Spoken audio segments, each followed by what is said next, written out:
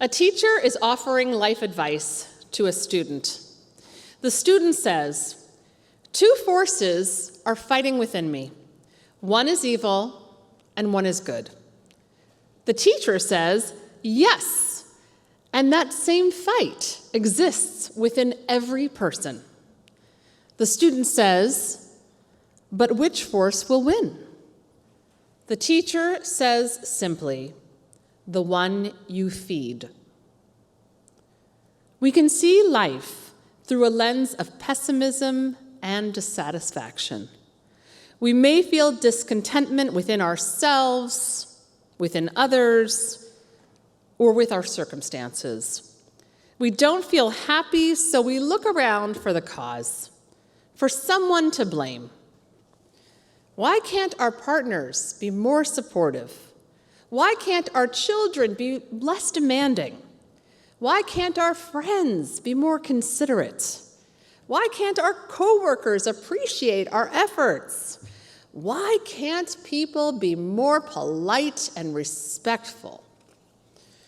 And yet, the more we build a wall around ourselves of discontentment, the more we block out the potential for joy. By shielding ourselves from disappointments, we close ourselves off. I recently read a story by meditation teacher Tara Brach. During the mid-1950s in Bangkok, a huge clay statue began to crack due to heat and drought. When some monks arrived to investigate, they shined a flashlight into the largest of the cracks. What they saw surprised everyone. Deep under the gray clay was the gleam of gold. No one had known that inside this ordinary-seeming statue was gold. As it turns out, the statue had been covered with plaster and clay 600 years earlier to protect it from invading armies. We too protect ourselves in response to the many difficult encounters in our lives. When we've been hurt so many times, we quell our natural inclination to connect to others with an open heart. We often lose sight of our inner essence, the one that is filled with wonder and gratitude for the countless gifts in this life. Our cynicism, frustration, and disappointment often take over. We put layer upon layer of protective covering over ourselves, forgetting who we are at our core. We forget our innate optimism and hope, and we bypass our inclination to be kind. We cover up the gold of our pure, loving hearts. How do we stay connected? How do we approach the challenges of this world with open hearts and hands? In this week's Torah portion, we read the words that have been canonized in the daily prayer we recite upon entering the synagogue in the morning.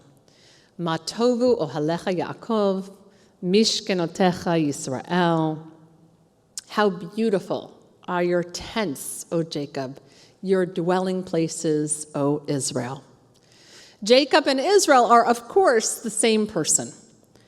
After Jacob has confronted many challenges in his life, an angel gives him a special name, Israel.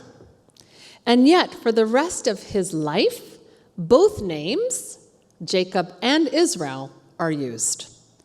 He doesn't simply have a name change.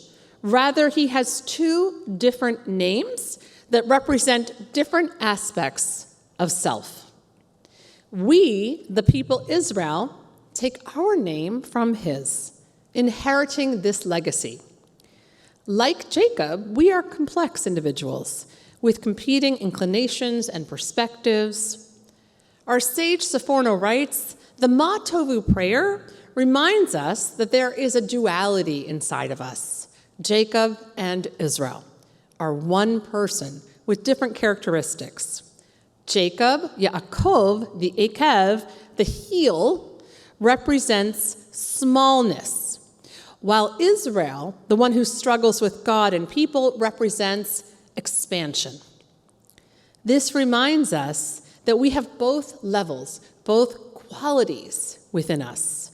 Jacob signifies a lower spiritual level, and Israel signifies a higher one. We begin our morning services with this verse to remind us that we hold both a legacy of Jacob and Israel within our communities and within ourselves. It is up to us to choose how we will continue forward, with expansiveness, opening our hearts, or with smallness, constricting. We need to make this choice over and over with each new day, and in some sense, we make this choice every moment. Will we let fear control our actions? Will we let jealousy set our path? Will we let frustration influence our words? Or will we remember through our struggles that we too must insist on choosing blessing? Balam, an adulterous prophet, is hired by King Balak, Israel's enemy, to curse the Israelites on the eve of battle. However, when Balam approaches the Israelites' encampment, he looks upon the people, and instead of uttering a curse, he gives them this blessing. How beautiful are your tents, O Jacob, your dwelling places, O Israel. This moment could have been anchored in curse, but instead is set free with a blessing. This moment of transformation is perhaps even more important than the blessing itself. Many moments have the potential to go either way, towards curse or towards blessing. When we have the power to choose, we can break through the accumulated layers that close us off and make us brittle. We can instead find the open, expansive, golden heart inside each of us and choose blessing. Shabbat Shalom.